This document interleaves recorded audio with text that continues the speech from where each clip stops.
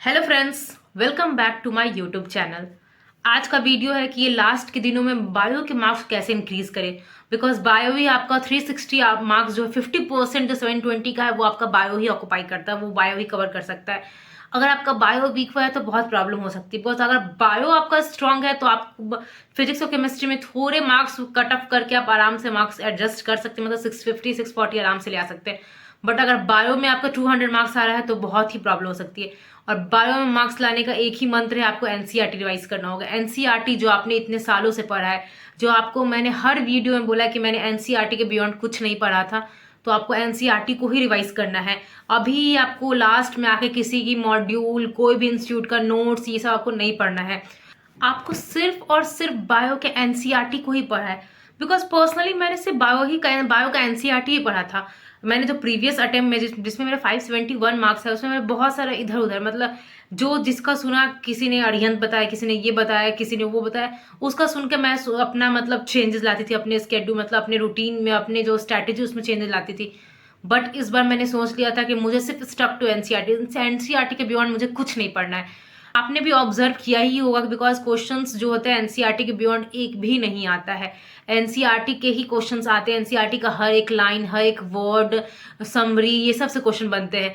तो हम इधर उधर जाके इतना सारा वो जो कवर माइंड पढ़ के एक चीज कंसंट्रेट क्यों नहीं कर सकते, एक ही बुक को हमें पढ़ना है। तो मैंने सिर्फ और सिर्फ एनसीईआरटी बायो को ही पढ़ा था। और जो मैंने एनसीईआरटी बायो पढ़ा था उसका आपको प्रूफ भी मिल सकता है। बिकॉज मेरे एनसीईआरटी बायो इस तरह के हो गए थे। मैंने सारा एनसीईआरटी बायो फट गया था, बिकॉज मैंने इसे इतना बार रिवाइज किया था। मैंने सारे एनसीईआरटी अलग अलग डिस्ट्रीब्यूट हो गए थे, फट गए थे।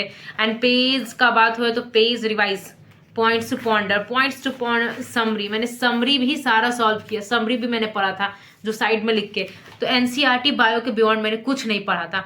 तो आपको भी स्मार्टली एनसीईआरटी बायो को ही रिवाइज करना है, उसके अलावा कुछ नहीं जाना है। जो इंस्टीट्यूट के मॉड्यूल के पीछे पड़े हो वो सब कुछ नहीं करना है। अभी लास्ट में सिर्फ और सिर्फ एनसीईआरटी। 25 बार, कितनी बार भी मैं बोल दूं, आपको एनसीईआरटी के बियॉन्ड कुछ नहीं जाना है। आपके टेस्ट में भी एनसीईआरटी के बियॉन्ड एक भी क्वेश्चन नहीं बनते होंगे। एक दो क्वेश्चन जो पीवाईक्यू के हैं, जो कि जो 10-15 साल पुराने हैं, जो कि एनसीईआरटी के बियॉन्ड है, वो सब क्वेश्चन टेस्ट में बनते हैं। उससे आपको घबराना नहीं है। बिकॉज टेस्ट में एक दो क्वेश्चन जानबूझ के डाले जाते हैं ताकि आपके मार्क्स को थोड़ा मतलब कि कट ऑफ कर सके और आपको थोड़ा सा डिस्टर्ब कर सके at the time of examination. आप जो टेस्ट दे रहे हो उसमें आप थोड़ा सा टेंस्ड हो जाइएगा वो सब क्वेश्चन देख के, कि ऐसे स्टार्टिंग में ही क्वेश्चन होते हैं। पर्सनली जब मैंने नीट 2022 दिया था, तो मैंने जब फर्स्ट क्वेश्चन जब पेपर दिया था, तो मैं बायो से स्टार्ट करती थी अपना नीट पेपर देना। तो जब मैंने फर्स्ट क्वेश्चन देखा था तब मुझे फर्स्ट के ही दो क्वेश्चन नहीं आते थे। तो मैं उसी वक्त थोड़ा सा मुझे टेंशन होने लगा था कि मेरे सब नहीं हो पाएगा। बिकॉज मैंने फर्स्ट दो क्वेश्चन देख के ही मुझे डर लगने लगा था। ऐसे स्टेटमेंट क्वेश्चन था, वो भी बहुत टाइम लग रहा था। ऐसा लग रहा था 3 मिनट चला गया, 4 मिनट चला गया, मुझसे ये क्वेश्चन सॉल्व भी नहीं रहा। स्टार्टिंग में ही थोड़ा सा मैं नर्वस होने लगी थी। तो मेरे स्टार्टिंग के 3-4 क्वेश्चन मुझसे नहीं सॉल्व होते। तो मैंने अपना स्मार्ट थोड़ा सा समझदारी दिखाई, तो मैंने उसे इस क्वेश्चन को स्किप किया। बिकॉज मेरे टाइम जो नीट 2022 में बायो क्वेश्चन थे वो थोड़ा लेंदी बने थे।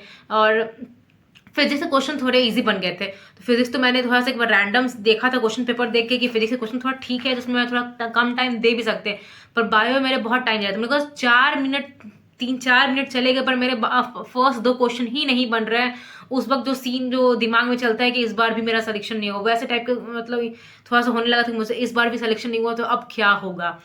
तो फिर वही जो मैं बायो में इतने सारे टेस्ट देने के बाद भी मेरे साथ वो सीन था कि मुझसे वो 4 क्वेश्चन नहीं सॉल्व हो रहा था। मैंने वो क्वेश्चन को स्किप करके आगे बढ़ी। बट मेरे जो फर्स्ट राउंड होता है ना, फर्स्ट राउंड में मैं क्वेश्चन सॉल्व किया, उसमें से बहुत सारे ऐसे क्वेश्चन थे मैंने उसको मुझे आ ही नहीं रहे थे। फर्स्ट बार मुझे दिमाग ही नहीं आ रहा था। मैं 2-3 बार जब रिवाइज करने गई तो मुझसे वो सॉल्व हुए।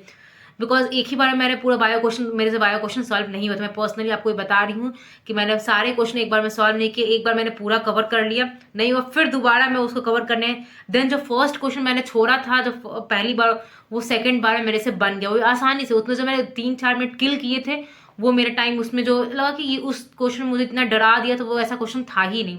वही आपको टेस्ट, आपको वो इन्वायरमेंट प्रोवाइड करता है कि आप कौन से क्वेश्चन में आप ज़्यादा स्टक हो रहे हैं, कौन से क्वेश्चन में आप टाइम किल कर रहे हैं। इजी क्वेश्चन में हम लोग आजकल मतलब हम लोग टाइम किल कर देते हैं, पर पता ही नहीं चलता मेरा टाइम उसमें बर्बाद चला गया। तो वो आपको जो इन्वायरमेंट प्रोवाइड करता है वो आपको मॉक टेस्ट ही प्रोवाइड करता है। तो इसलिए बायो में भी मॉक टेस्ट, तो मैंने बायो में मॉक टेस्ट दिए थे। जब मेरे इंस्टीट्यूट के मैंने जिस इंस्टीट्यूट का मॉक टेस्ट दिया था, उसमें भी बहुत सारा असर्शन बेस्ड क्वेश्चंस बनते थे एंड स्टेटमेंट बेस्ड क्वेश्चन। तो उसमें मुझे लगता था कि ऐसा क्वेश्चन क्यों पूछा जा रहा है, उसमें मतलब ऐसा क्वेश्चन बहुत ही टफ लगते थे। पर उससे मुझे ये फ़ायदा हुआ था, मैंने सारे जो मेरे टेस्ट में क्वेश्चन बनते थे मैंने उसे एनसीईआरटी में जाकर हाईलाइट किया था, हर एक लाइन को, जो क्वेश्चन समरी से बन रहे हैं। पर ऐसा सारे क्वेश्चन तो एनसीईआरटी से बनते थे, मुझे पता था, पर वो लाइन कहाँ से उठाया गया मैं उसी को पहले सर्च करती थी। ऐसे ही मैं उसे छोड़ नहीं देती थी, मैंने जाके एनसीईआरटी में चेक करती थी कि ये लाइन जरूर कहीं ना कहीं एनसीईआरटी में होगा ही होगा, या तो समरी में होगा या तो जहाँ हिस्ट्री होता है वहां पे होगा, पर वो लाइन जरूर मेंशन कहीं ना कहीं होगा। तो मैं उसे जाके स्टार मार्क कर लेती थी, उसमें अंडरलाइन कर लेती थी। एंड जैसे यूनिट एंड लाइन, ऐसे बहुत सारे लाइन है आपको इसमें सेल चैप्टर में, यहाँ से भी क्वेश्चन बन रहे थे, हिस्ट्री जहाँ पे रहते हैं उससे भी क्वेश्चन बनते हैं, तो उसे मैंने मार्क कर लिया था एंड यहाँ मेंशन किया हुआ था। तो ऐसे बहुत सारे क्वेश्चन रहते हैं जो कि एनसीईआरटी के बियॉन्ड कुछ नहीं पूछते, पर आप टेस्ट में उसे इग्नोर कर देते कि एनसीईआरटी के बाहर क्वेश्चन हो गया। एनसीईआरटी का बाहर क्वेश्चन इंस्टीट्यूट भी नहीं पूछ रहा है, सारा इंस्टीट्यूट एनसीईआरटी से ही क्वेश्चन पूछ रहा है, इसलिए मैंने सारे क्वेश्चंस को एनसीईआरटी में मार्क किया था और उसको ही रिवाइज करते थे। एंड टेस्ट में उसी से जो स्टेटमेंट आज उसमें स्टेटमेंट डाल के पूछा था उसको एक सिंगल क्वेश्चन फ्रेम करके क्वेश्चन पूछा जा रहा था। तो वैसे ही क्वेश्चन बहुत सारे बनते थे एनसीईआरटी में। मैंने बायो में एनसीईआरटी के बारे में मैंने कुछ पढ़ा ही नहीं था, तो भी मेरे 340 आउट ऑफ 360 मार्क्स आए। तो मेरे 4 क्वेश्चन गलत हुए थे, उसमें से 2 क्वेश्चन मैंने गलत मार्क कर लिया था, बाई चांस मैंने गलत मार्क कर लिया था। मतलब वो सिली मिस्टेक का वो सिली मिस्टेक ही जो हम लोग एज यूजुअल टर्म यूज़ करते हैं, सिली मिस्टेक ही मेरे हुए थे, मैंने ध्यान नहीं दिया था, इसलिए मेरे 2 क्वेश्चन वैसे ही गलत हो गए। 2 क्वेश्चन मेरे मतलब मुझे सच में नहीं आ रहा था, वो मेरे गलत हुए थे। तो 340 मेरे मार्क्स आए थे बायो में। तो आपको 350 प्लस मार्क्स लाना है, 355 मार्क्स लाना है, आपको 360 मार्क्स लाना है। तो आपको उसके लिए क्या करना होगा, इस 20 दिनों में आप बायो को आराम से रट सकते हैं। सारा चीज़ आप 20 बार 25 बार जो आप जो काउंट करते हैं ना, मैंने रिवाइज कर लिया, बायो में 5 बार रिवाइज कर लिया, बहुत सफिशियंट है। पर्सनली मैंने रिवाइज कितनी बार किया है मुझे नहीं पता, मैंने काउंट नहीं किया था, बिकॉज एक चैप्टर आप इसको इतना बार रिवाइज करते हैं, उसको काउंट करने में क्यों बैठे। मुझे काउंट करने में कोई इंटरेस्ट नहीं था, मुझे था क्वांटिटी मैटर नहीं कर रहा था, मुझे क्वालिटी मैटर कर रहा था कि मैं एक चीज़ ही पढ़ लूँ, पर उसे मैं अगर 10 बार भी पढ़ लूँ, मुझे वो समझ में आ गया, वो मेरे लिए बेटर है। और मैं उसे एक ही बार पढ़ ली और मुझे समझ में ही नहीं आ रहा, वो मेरे लिए बेकार ही हुआ। इसलिए मेरे लिए क्वालिटी मैटर कर रहा था कि मैं इस चैप्टर को मैंने 10 बार पढ़ लिया, मुझे समझ में आ गया।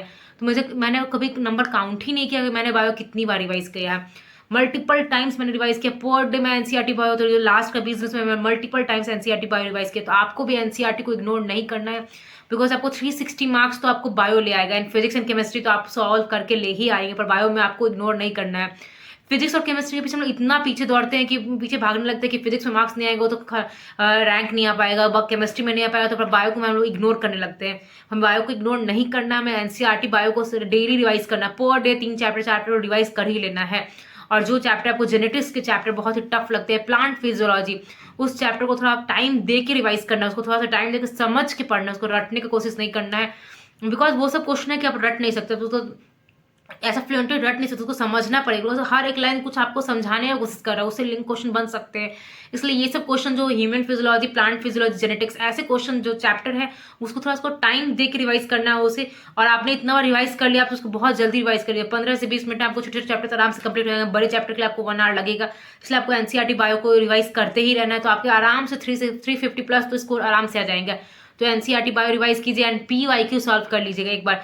पीवाईक्यू सॉल्व आप बुक में टिक करके सॉल्व कर लीजिए, उसे कॉपी में लिखने का जरूरत नहीं है, आप बुक में टिक कर लीजिए एंड उसको पीवाईक्यू भी एक बार रट लीजिए। उसको पीवाईक्यू को छोड़ना नहीं, बिकॉज पीवाईक्यू किसी भी सब्जेक्ट में नहीं छोड़ के जा सकते हैं, पीवाईक्यू से भी क्वेश्चन बार बार बनते हैं। इसलिए आपको बायो के सारे क्वेश्चन पढ़ के जाने हैं। एंड एनसीईआरटी तो आपको सारा कुछ पढ़ना है, समरी है, हिस्ट्री है, एंड जो क्वेश्चन मैथ द फॉलोइंग आपको एक्सरसाइज के फॉर्मेट मैथ द फॉलोइंग पूछते उसको भी आपको पढ़ के जाना है।